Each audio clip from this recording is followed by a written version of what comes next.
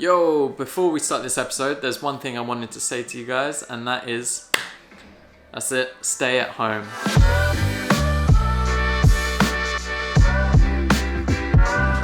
So before this whole COVID-19 thing kicked off in the UK and we're all now in lockdown, I was getting back into skateboarding. I kind of got inspired by this lady called Elaine Shallcross, who was diagnosed with cancer, but her son-in-law, who's really into skateboarding, decided to come up with this campaign called Shove It to Cancer. They're also now doing one called Shove It to COVID, but it was a great way for her to learn how to skateboard for the very first time and try and do a shove it, and in doing so raising money to help with research. I first started skateboarding when I was a teen, I think probably about 14, 13, and I learned how to ollie, did all the basics, learned how to kickflip, shove it, varial kickflip.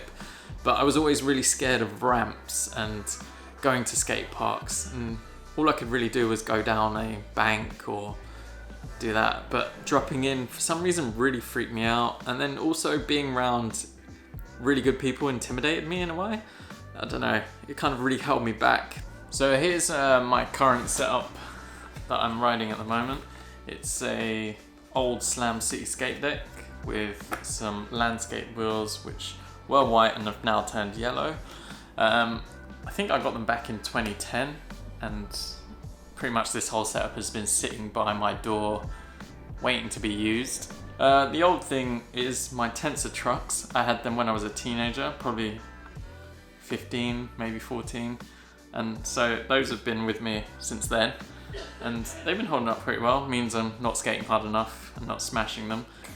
Bearings are really rusty. I've got cobwebs growing on it, but yeah.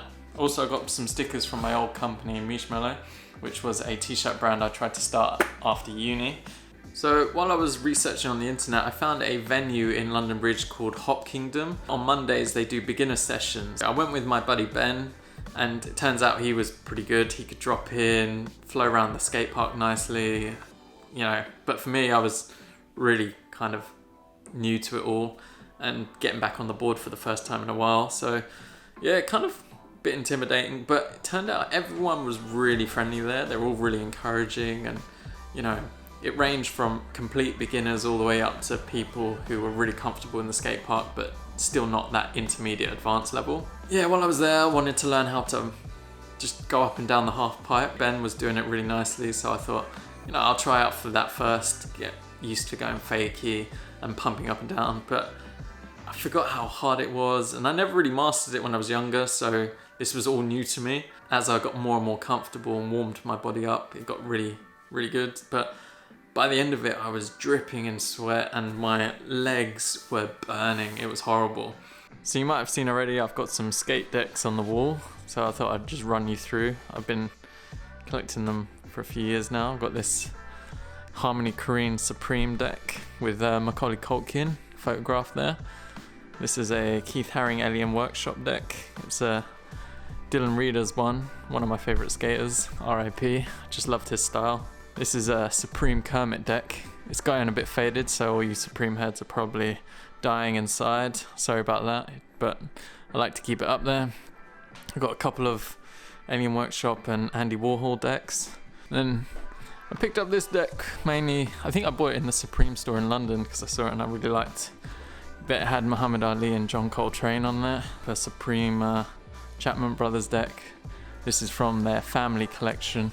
So while I'm stuck indoors, I thought I'd give a shove it a go on this little thing here. It's just a skate deck that you could probably get from a cheap sportswear store.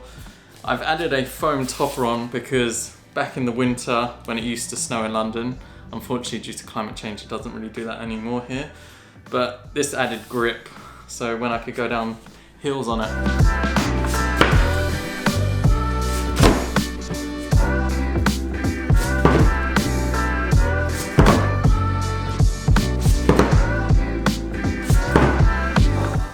I landed a shove it indoors. Hopefully when this COVID virus is over, we can take this to the streets and I'll take you along on that. But if there's anything you can suggest that can fill my boredom of being indoors, let me know in my comments below or hit me up on Dan Escapes on Instagram. But yeah, hope you're all staying safe, looking out for each other, trying to stay active even though we're locked inside, and hopefully see you in the next one.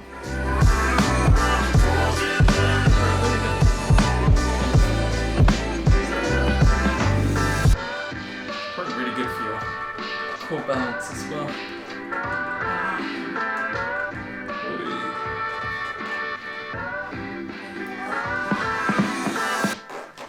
Oh man. Luckily I haven't got a rolling one. This is a spiky foam roller.